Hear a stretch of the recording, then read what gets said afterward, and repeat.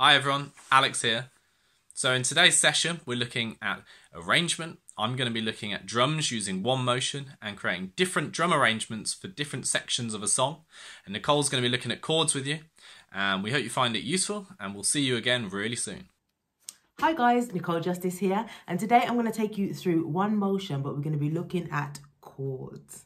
So let's go. Please load up one motion on your webpage, your browser, or on your phone, and we'll get started. Now, if you go to the top of the page, you'll see chord player, drum machine, and fold and cut. So we're clicking on the chord player here.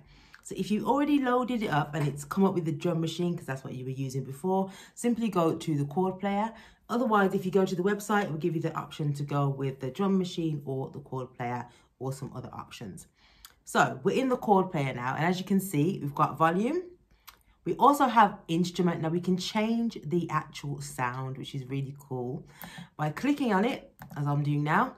And we've got upright piano, grand piano, and we've also got other instruments such as clarinets, organs, bass guitars, double bass. We've even got a harp in there. We've got some rows, which is like keys and keyboards. And we've also got some nice synthesized pads. So we're going to keep it with the piano for now, but please feel free to go through the different sounds and see what you like and what you resonate with. Next to the sounds is another fun thing called style. As you can see, this one is on dance 1, and I can click on it and it will change the style of the chords. So what's going to happen is, as I play these chords, it's going to play in sequence, and it's going to play to a pattern that goes with one of these genres, so either dance, pop, swing, reggae, salsa, reggaeton, tango, country, funk. The list goes on, so definitely go through those as well. So I'll leave it on dance. And then next we've got scale. So scale is what scale you're in on the keyboard. So if I click on that, we're going to have the major scale, which is what we've been going through in class, which is quite happy. It's quite a happy scale, quite upbeat scale. And then you've got minor, which sounds a little bit more serious. Also, you've got harmonic majors and minors, and you've also got melodic minors as well. Now, just to listen to what they are would be really good for you guys to familiarize yourself with what different scales sound like. If you listen to these different scales, you'll be able to hear what they sound like to your ears, which is really what you want to familiarize yourself with how they sound. So we'll keep it on the major scale for now. Now, all I'm going to do is click on some chords. Now, any of these pads that you click on will give you some keys. So I'm clicking on this one now. Next to it, next to it, or below it, shall I say? And as you can see, the bottom has some orange boxes. Now that says chord progression. What the chord progression does is show you what chords you're recording. If I press record, it will record any chord sequence I have. So I'll press record and we'll just do 4.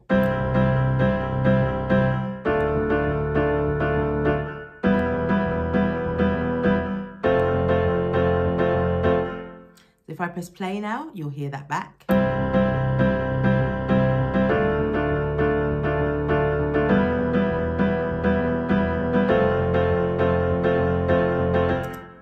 And like I said, to delete it and start again, all you do is click on a chord, press backspace, and it'll get rid of it for you.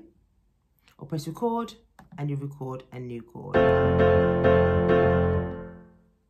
There we go, it's just that simple. Now, when looking at arrangement, we want to think about how to build it up. Now, this will continue to create chord structures for enough time for you to make up an actual arrangement. So if you wanted to start off with the chord structure that I've got now, I'd play that.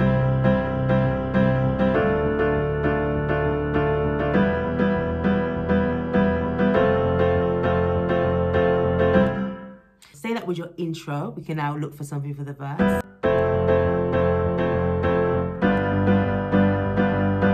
Press record, and after that, maybe I'll repeat those. Keep going with the repeating.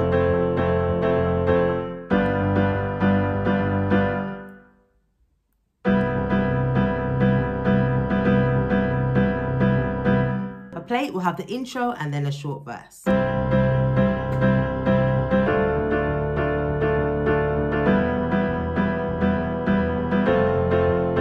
Down to the verse.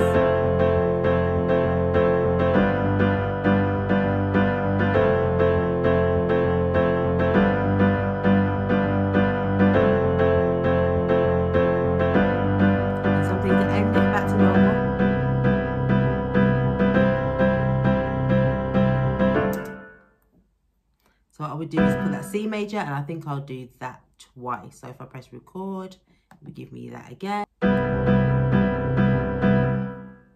So I'll have that twice there. So you can mess around with arrangements and come up with some structure that you like. Now every chord is a bar just to help you guys out. So let's count it together. 1, 2, 3, 4, 2, 2, 3, 4, 3, 2, 3, 4, 4, 2, 3, 4. And that's 4 bars. And you can carry on and keep building up your intro and you can carry on and keep. So I'm going to give you a task, which is just to have a 4-bar intro, an 8-bar verse, a 4-bar chorus, and another 8-bar verse. And like I said, you can carry on, you can record as long as you need to with this app. And what I'd ask you to do also is maybe write a couple of lyrics, maybe a little poem that you can put along with this chord sequence. Have a little mess around.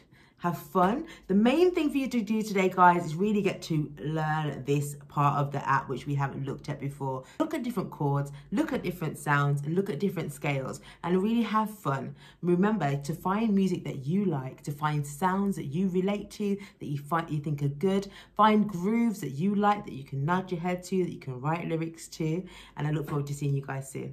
Now for Alex with some drum arrangements. Hi everyone, so it's Alex Lowe here.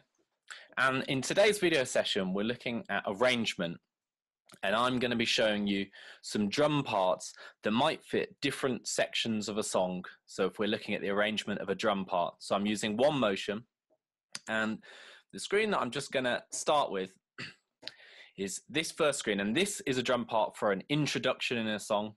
So let's look at how this introduction might sound.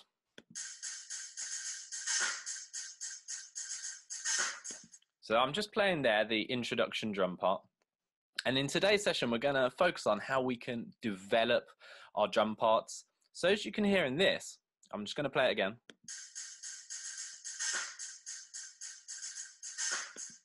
We don't have any bass drum. So as you can see on the 3rd line down, I've got hi-hats, and these are in 8th notes, and these are called 8th notes because there's 8 of them in a bar, or 2 hi-hat hits for each beat. And I've got a snare drum just on the 4, so I've got lots of space that we can develop this part later on in the song for different sections. So I'll play this and count, and then we'll move on to the next section. So 1, 2, 3, 4, 1, 2, 3, 4. So we've got just our hi-hats and our snare drum on the 4. So I'm going to scroll to the next section now, and the next section would be for our verse. So I've programmed a drum beat for a verse. I'm just going to play this so you can hear it.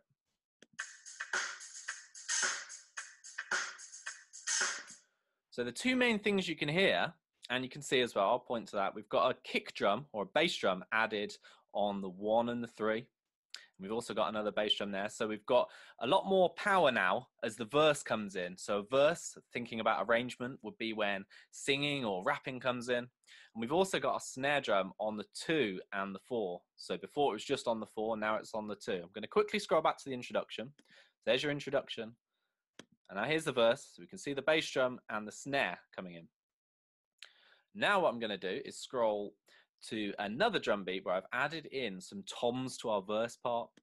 So this is our next part of a verse, and I've added this to show how you can think about sound choices in an arrangement and maybe add some new flavors, some new interest. We were looking last session at how we could add interest to our drum parts. So let's listen to this one.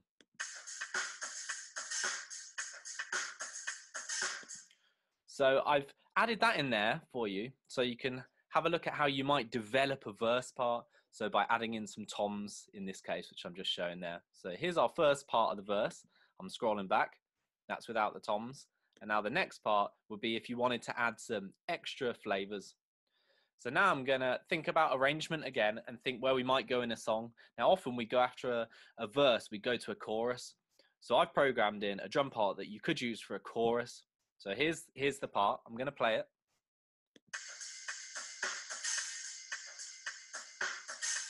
Still at that same tempo, so we're at 110 BPM for all of these. I'll count along with this so you can hear. 1, 2, 3, 4. 1, 2, 3, 4. So I'll show you. I've added in a bass drum on every beat of the bar, on the 1, the 2, the 3, and the 4. And I've also added a snare drum on the 3. So that, as we found out last time in our last session, is a half-time feel. So we've got a half-time feel and we've got 4 bass drums, and that's called a 4 on the floor. So this has given us a lot more power in the chorus.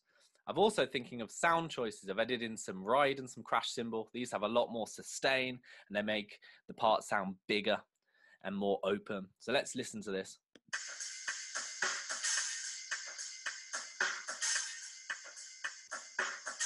One, two, three, four. Now I'm going to skip to another drum part that I've programmed.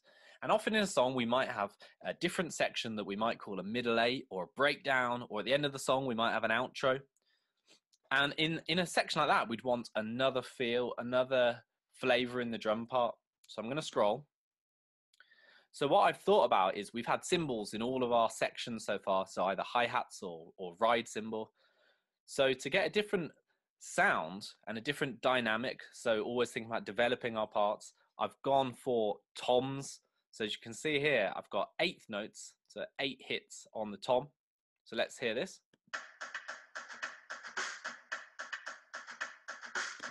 And I've got a kick drum on the 1 and the 3. So we've got a kick drum pattern, and I've got a snare drum on the 4.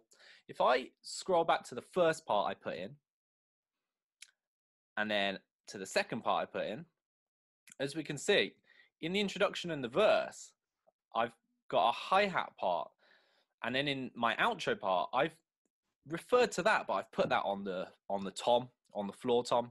And if I also go back to our verse part, we can see a kick drum here. And if I go back to our outro, my kick drums are the same. So you can see how I've thought about developing a part from a verse, keeping some elements the same, but changing other elements. For example, changing from the hi-hats to the floor tom. So we're often thinking about different layers in drums and how we can change those layers and create variation in our arrangement. I'm quickly going to share my screen to GarageBand now. And we're going to listen to all of these parts, one after the other, going into one part from the previous part so we can hear all our different drum arrangements, starting with the introduction. As you can see, I've got my arrangement bar at the top. So let's listen to this. So our intro. Going into the verse. Now adding toms. Now our chorus. We've got half time, 4 bass drums. And now our next section. This could be a middle 8, a breakdown, maybe an outro. So there you have it. There's 4 different drum parts, drum arrangements, adding variation, seeing how we can change the dynamics, change the power levels, the energy levels. So I hope that's been interesting for you. I hope that's been useful, and you can think about how you could incorporate some of these ideas in your own music. So I'd really like you to go away and see if you could have play around on One Motion and come up with your own arrangement ideas for some drum parts. So I hope you found that session on arrangement useful. Next week, we'll be looking at hip-hop producers, hip-hop beats, how to get a bit of swing into your parts. So we're looking forward to next week, and we'll see you next session. Bye.